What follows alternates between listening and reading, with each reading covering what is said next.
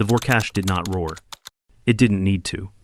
It just was a looming, coiled mass of muscle and armored flesh behind the humming containment field at the center of Lecture Bay 12.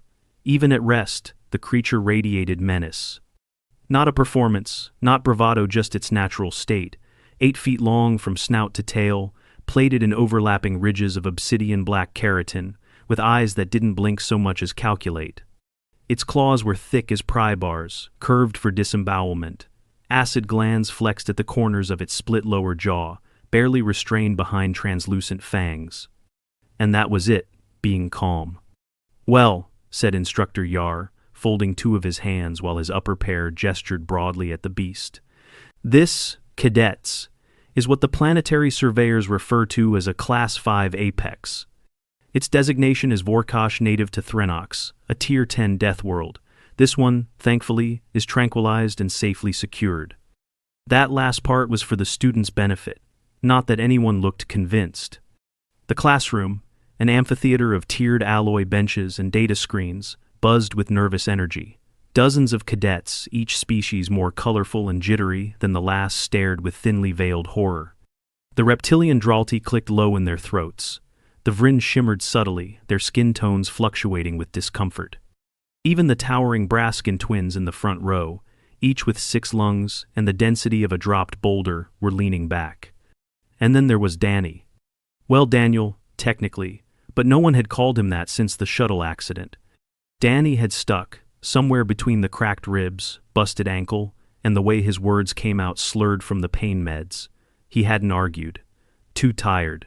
He sat in the rear, one leg propped awkwardly on the edge of the bench, ribs taped under his Academy-issue uniform, a compression brace snug around his torso.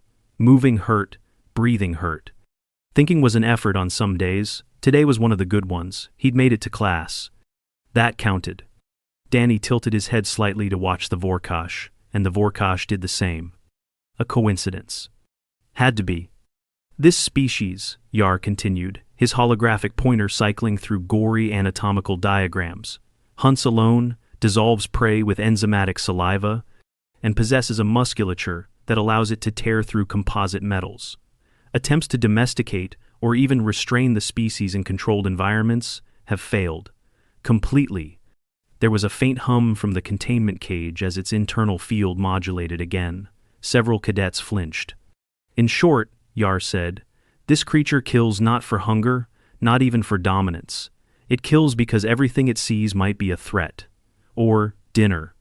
"Then why bring it here?" asked a tentacled student from the far left, one eye rotating warily. "Because science, Cadet Venno," Yar said dryly.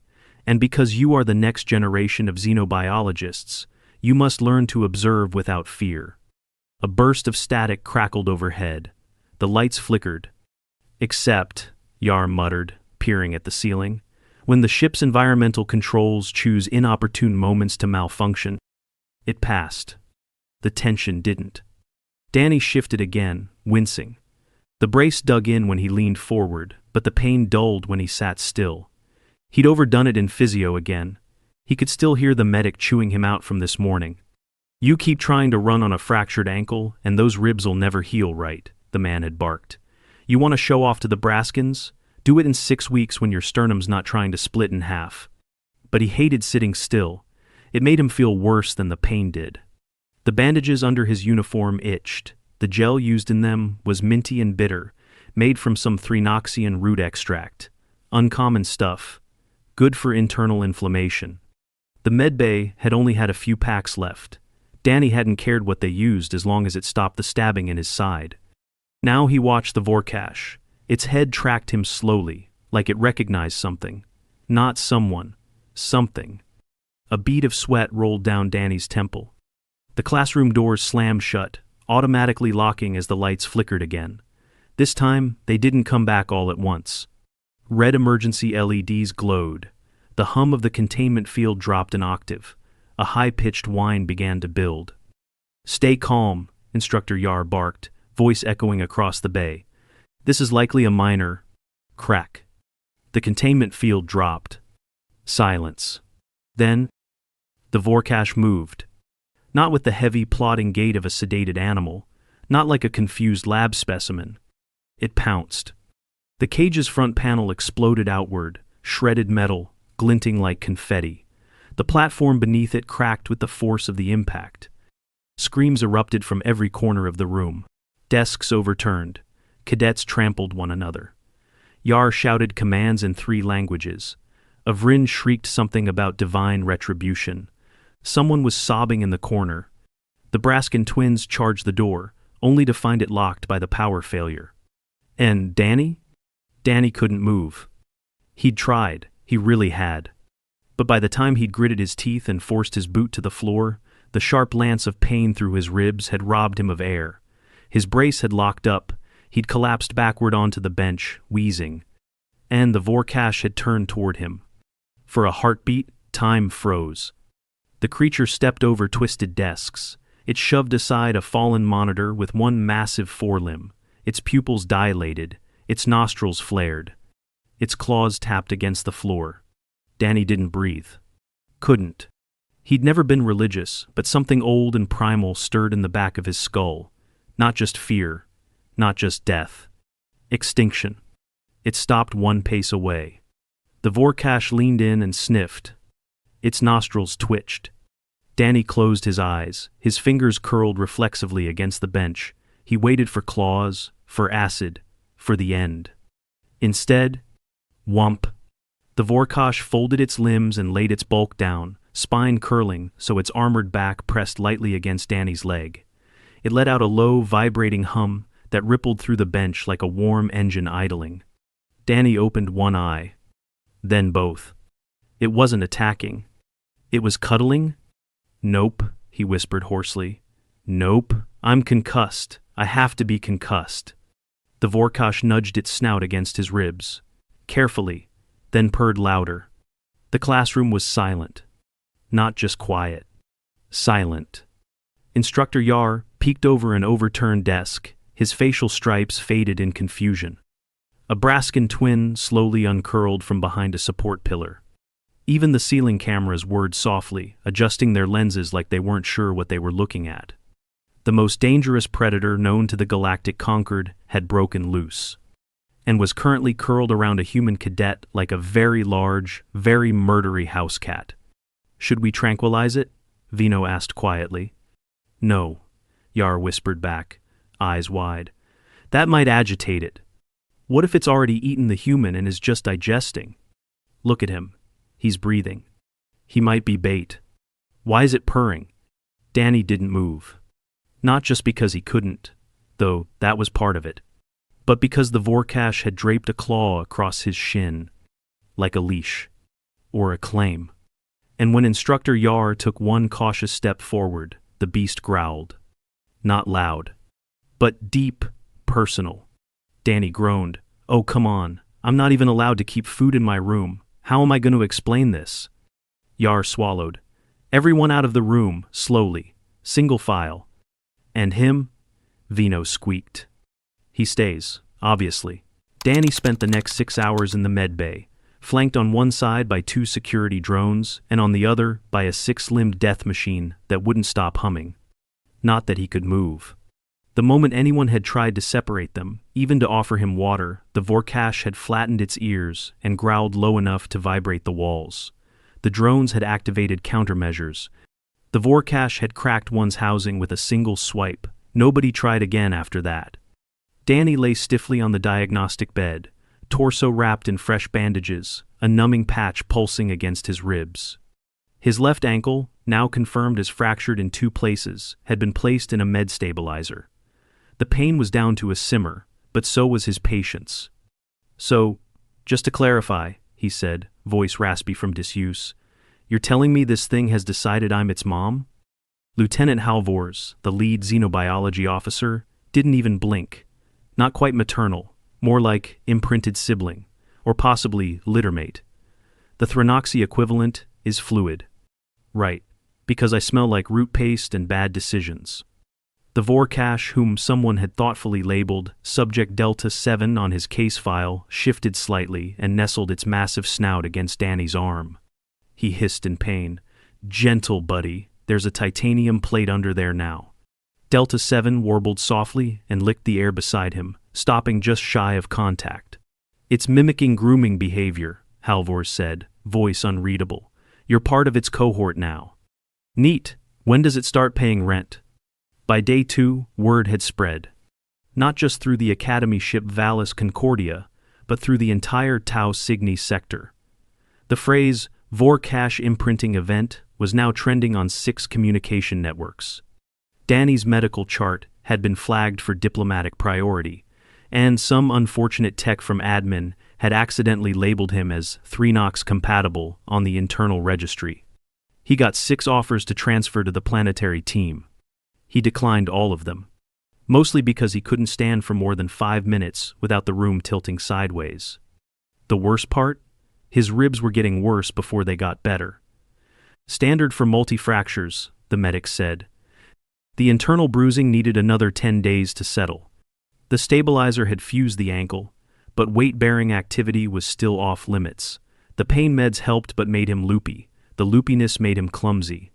The clumsiness earned him another scolding every time he tried to do anything without help. And through it all, Delta 7 remained glued to his side. When Danny was wheeled into radiology, Delta 7 padded after him. When Danny vomited after a particularly rough physio session, Delta 7 made a soft keening noise and nuzzled his back. When Danny tried to eat, Delta 7 sniffed every tray first, then ate half of the meat cubes directly off the plate. He's gonna get food poisoning, Danny muttered. Actually, he's detoxifying it for you, one of the nurses said helpfully. That's adorable. You're all insane. Delta 7 purred louder. By the end of the week, the Academy issued an official update to the Xenobiology Handling Manual. Section 9.1.7. In the event of Thrinoxian root gel, contact with a Class 5 apex predatory life form, cadets are advised to avoid injured humans until imprinting risk has passed. Section 9.1.8. In the event of imprinting, the Academy accepts no liability for claw-related property damage, emotional trauma, or unsolicited grooming. They posted a holographic version of the new page next to the medbay door. Danny rolled his eyes so hard he nearly passed out. You are aware, said Yar, standing at the foot of his bed with a tablet in 2 hands and a thermal tea mug in the other 2, that no Vorkash has ever been pacified by non-lethal means, let alone by accident. Danny squinted at him. That's supposed to be a compliment? Not really. Delta 7 opened one eye. Yar shifted backward slightly. But, Yar continued, tapping the screen, we believe we've narrowed it down to 2 contributing factors. The root extract in your bandages mimics a native Thrinoxy scent compound. And your injuries, particularly the ribs and limp, would register you as non-threatening, possibly even vulnerable, to a species that bonds protectively with its own wounded young well. Great, Danny said flatly. So, I smell like a baby, and I'm pathetic. Stellar combination. It's possible your calm response during the breach sealed the bond, Yar added thoughtfully. Most would have panicked. I was panicking, I just couldn't run. Ah, yes, fascinating. Danny groaned. Delta 7 reached up and gently head-butted his bicep. Yar retreated another step. Back in the dorms, no one knew how to talk to him. The Braskin twins who used to arm wrestle Danny after drills now avoided eye contact. The Vrin cadet, Vino, had tried to drop off fruit once, but had bolted when Delta 7 bared its teeth at the open door.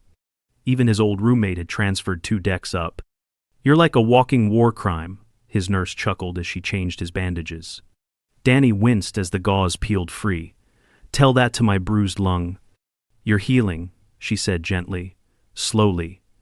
But well, another 4 weeks and you might even make it through a corridor without wincing. She didn't mention the limp. Neither of them did. But the physical therapist had been clear. The damage to the ankle joint was going to take longer than the bones themselves, possibly months. Delta 7 rested its chin on his bed frame and blinked at him. Can't even limp in peace, Danny muttered. You're always watching me. The Vorkash chuffed. Week 2 brought a new development. Delta 7 began growling when anyone touched Danny. Even medics, even drones. The Academy convened an emergency panel to determine whether the creature should be restrained or relocated. The vote was unanimous, neither. Because the last time they tried to move him, Delta 7 had clawed a hole through the reinforced Medbay floor. It hadn't attacked anyone, but it had made its feelings clear. Danny, groggy from painkillers, had apparently said, "He just wants to be the little spoon," before falling asleep mid-sentence. That quote was now printed on mugs. He hated everything. By the start of week 3, Danny could sit up fully and manage short stretches on crutches. His ribs still ached like hell at night, but the inflammation had gone down. The limp wasn't pretty, but at least he could shuffle without a chair. Which led to the biggest surprise yet. Delta 7 wanted to follow him to class. "No," Danny said, pointing a finger at the beast like a tired parent. "You stay here. I've got xenocultural analysis at second bell, and I do not need you licking the professor." Delta 7 blinked once, then trotted after him down the hall anyway. The auto doors tried to deny it access. Delta 7 scratched the control panel once, and they opened. Campus security scrambled a team. Delta 7 sniffed them all and sneezed. They let him pass. "I thought," Yar said, pressing 2 fingers to his temple as he watched the Vorkash settle beside Danny's seat, "that we had protocols for this." "We do," muttered the aide beside him, "but none of them cover Apex Predator Auditing Ethics class." Delta 7 yawned, opened a single eye, and stared at the overhead light until it dimmed. The class didn't breathe. Danny leaned over his desk. "Is this what tenure feels like?" No one laughed. Even Venno sat 2 rows away, tail wrapped tightly around her seat, occasionally glancing over like he might explode. Delta 7 purred softly. The sound filled the whole room. Yar cleared his throat. "Well, on to today's topic. How not to culturally offend your planetary hosts." Danny raised a hand. "Step 1. Don't bring your murder pet to class?" Yar sighed. That would help, yes. By week 4, Danny had stopped correcting the rumors. There were too many, and frankly, some of them were too good. The Braskin twins whispered that he'd stared the Vorkash down and it had backed off first. A group of Vili cadets claimed he'd survived being bitten in half and reassembled in Medbay. Someone in the galley insisted he could communicate with Delta 7 using only eyebrow movements. None of that was true. Danny had not stared anything down, he'd barely stayed conscious, and he certainly hadn't spoken eyebrow. But every time he hobbled into a corridor, with Delta 7 plodding after him like a titanium-scaled shadow, cadets scattered like terrified dominoes. No one bumped into him anymore. No one stole his seat. Nobody touched his tray in the mess hall. Which, all things considered, was kind of nice. Except for the part where the Academy filed a formal psychological observation order. "You're not in trouble," said Dr. Henley, the campus psychologist, as she scanned through her tablet. "This is just standard protocol when an apex life form has bonded to a cadet in a persistently cohabiting state."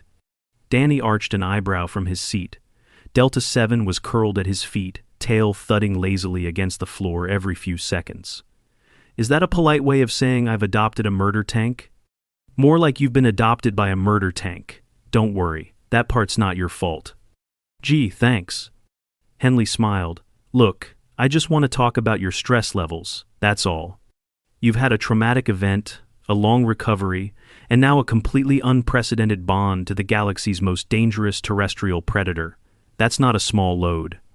Danny didn't argue. He couldn't. The weight in his chest still felt heavier than the bruised ribs had ever been. Some of it was physical, he still wasn't running drills. The limp hadn't gone away, and his PT said that could take another 3 months of regular work. But most of it was mental. He wasn't used to people watching him because they feared him. Or worse, that they pitied him believing he'd only bonded with Delta 7 because he'd been too weak to defend himself. Henley clicked her pen. "You've been through something rare, scary. You're allowed to feel off balance." "I don't feel off balance," Danny muttered. Delta 7 let out a small rumbling groan and rested its chin on his shoe. "Uh-huh," Henley said. The Academy, meanwhile, had gone into full procedural meltdown. There were meetings, dozens of them. Interdisciplinary teams formed just to decide whether Delta 7 counted as a hazardous service animal or a non-consensual emotional support companion.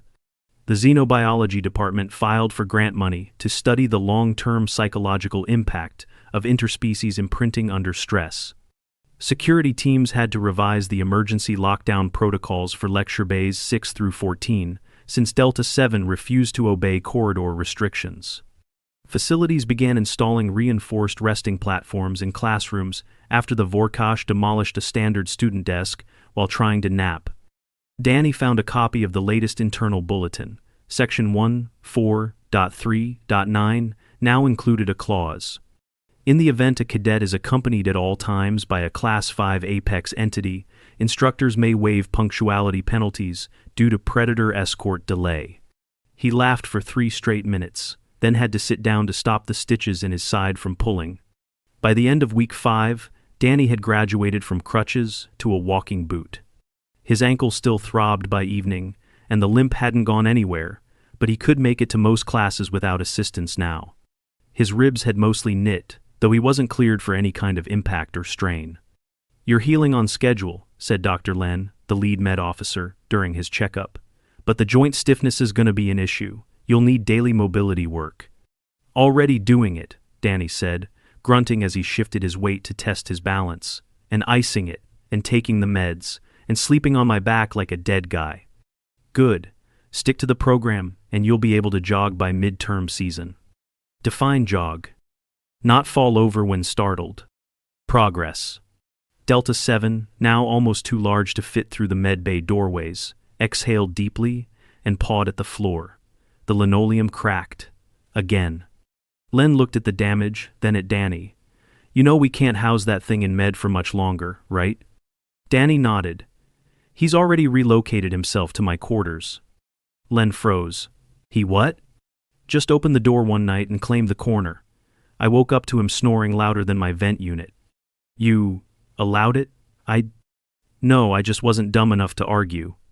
At first, the academy tried to assign a live-in security officer. Delta 7 growled until the poor guy moved out by morning. Then they issued Danny an official handler permit. Delta 7 shredded the lanyard and kept the ID card. After that, they just stopped trying.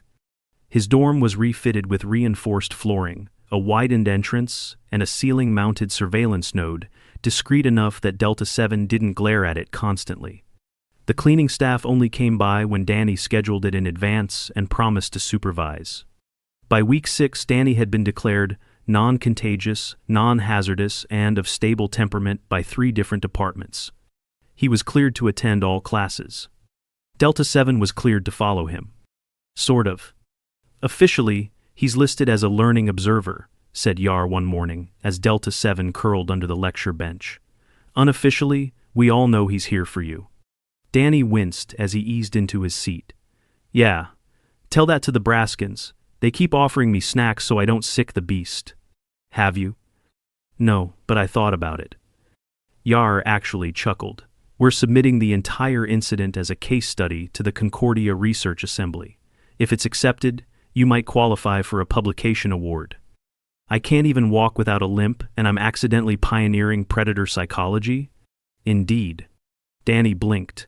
"Do I have to make a speech?" "Only if you want to." "I don't." "We'll let Delta 7 accept it on your behalf then." That was a joke. "Probably." That afternoon, Danny limped into the mess hall as usual, Delta 7 at his heel. The room went quiet. A few cadets nodded.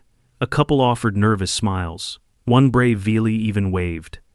Danny didn't wave back. He was focused on walking straight, evenly, without the boot dragging on the floor. He made it halfway to the table before his ankle faltered. Delta 7 immediately pressed its side against Danny's hip, steadying him. The cadets froze. Danny didn't say anything. He adjusted his grip on the tray and kept walking. By the time he sat down, the silence had turned into murmurs. Not fear, not gossip. Curiosity. And something close to respect. That night, Danny fell asleep with a muscle stimulator strapped to his calf, a cooling pack on his ribs, and a data tablet half-balanced on his stomach. He'd been reviewing xenopsych reports until the words started blurring. Delta 7 lay coiled at the foot of his bunk, tail twitching occasionally as if dreaming. He'd grown, Danny hadn't realized how much until he'd tried stepping over him and nearly face-planted. From the outside, none of this made sense. A predator bonded to a wounded cadet by accident. A Deathworld species refusing to leave a single human side. Medical reports, psychological assessments, diplomatic rewrites, none of them explained why Delta-7 chose him. But as Danny drifted off to sleep, feeling the faint warmth of a purring, armored mountain curled at his feet, he didn't care. He'd survived, he was healing. And somehow, impossibly, he had a friend. A deadly, oversized, terrifyingly loyal friend.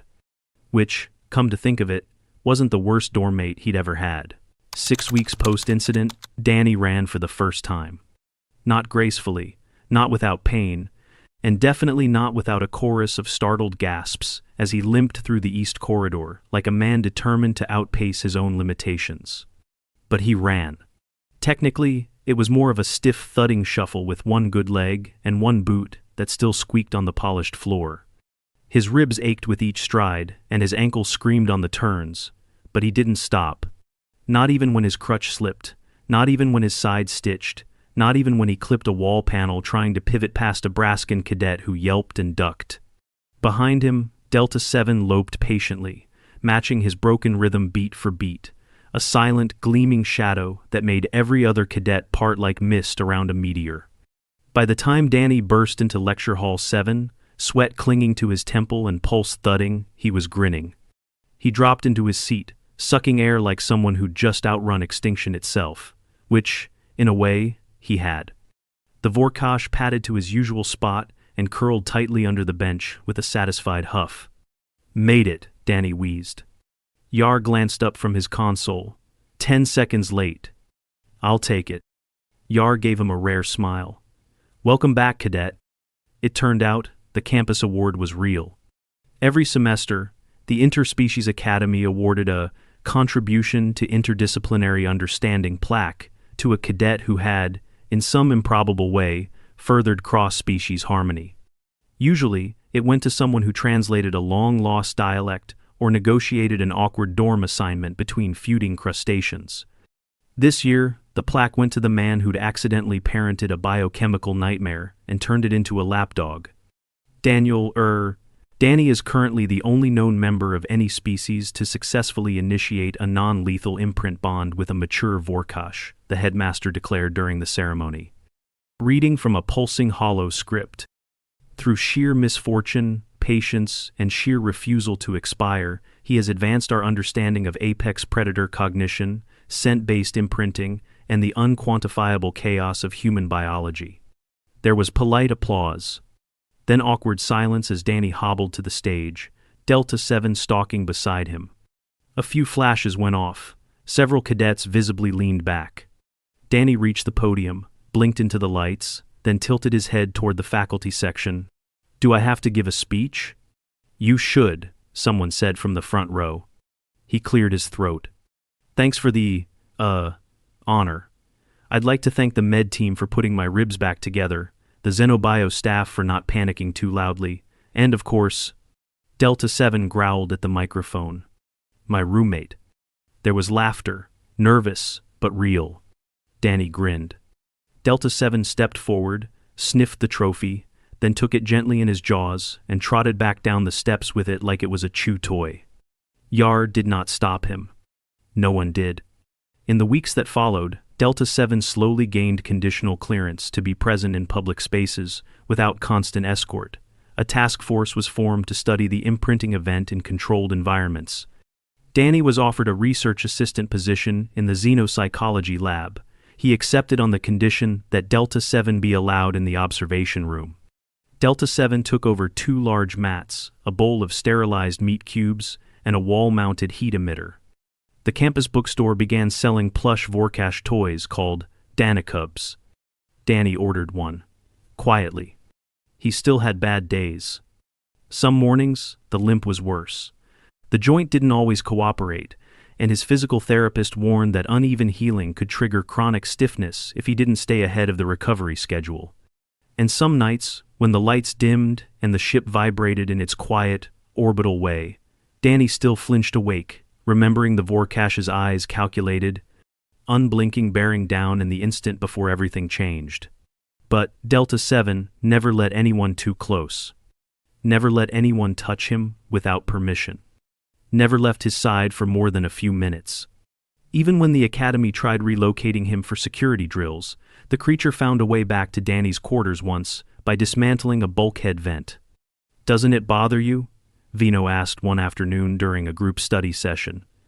"Being followed all the time?" Danny tilted his head. Delta 7 was dozing under the table, tail twitching in sleep. "Sometimes," Danny said, "but I think he gets it." "Gets what?" "What it's like to be dangerous to others without meaning to be hurt and not know who to trust." Venno blinked all four eyes slowly. "That's actually kind of poetic. I blame the painkillers." They laughed. During his final medical evaluation of the semester, Dr. Len handed him a revised prognosis. "Your ribs are fully healed," she said. "Your joint's stable, but you'll need another month before you can safely run long distance. Maybe more for sharp pivoting. So, no combat drills yet?" "Not until after the break. But for what it's worth, you've recovered faster than we expected." Danny leaned back, exhaled. "That's good to hear." Delta 7, currently lounging in the Medbay corner like a scaled sofa, huffed as if unimpressed. "Oh, come on," Danny said. "You saw me run last week."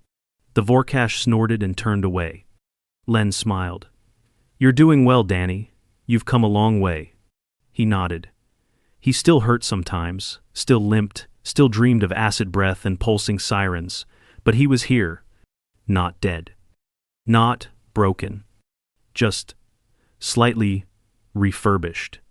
On the last night before break, the Academy held a stargazing event on Observation Deck Gamma.